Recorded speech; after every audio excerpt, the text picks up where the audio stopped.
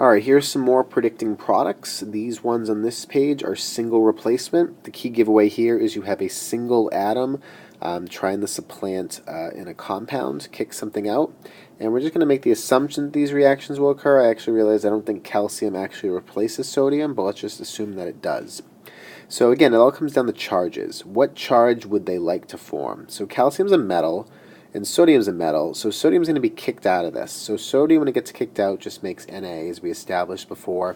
Doesn't matter if it's Na3 here, we just write Na because that's how Na exists, how it's written. But now calcium, a metal, is going to go with PO4.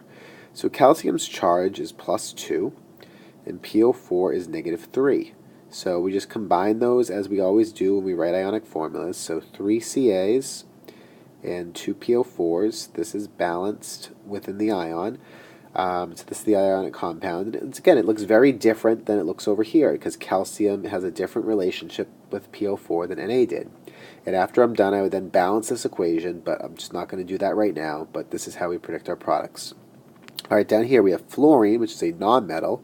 It's going to try to replace bromine. So bromine is going to be kicked out. But bromine is a diatomic element, so it doesn't exist as just Br. It'll be kicked out and make Br2. And then what else is there? Okay, well, F is -1, Li is +1, so it'll make LiF. We always put the +1 first, and again, I would balance this equation after. So that's predicting single replacement reactions. Double replacement reactions, pretty much the same thing. We say, okay, what are the charges here? So KPO4, we've got K plus, and PO4 3 minus, and over here we have Ca2 plus and NO3 minus. So those are the charges at hand. They're all being broken up, so it doesn't matter how many there were originally, it's how they're going to form now. So K is going to go with the other negative ion, NO3, and Ca is going to go with PO4. So if K goes with NO3, it'll make KNO3, because +1 and -1. And if Ca2 plus goes with PO4 3 minus, again we'll have Ca3 PO4 2, because it'll take 3 calciums to balance the 2 phosphates. So these are the products. Again, the equation's not balanced. I would balance it later, but that's it. Down here, we have Fe and SO4. So I don't know the charge of Fe offhand, but I do know the charge of SO4 is -2. And since this is 1 to 1, that means iron must be +2, because they must balance each other. Here I know that NO3 is -1, so if there are 3 -1s, Cr then must be +3.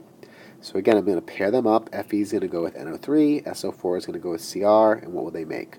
So if Fe goes with NO3, it'll make FeNO3 2.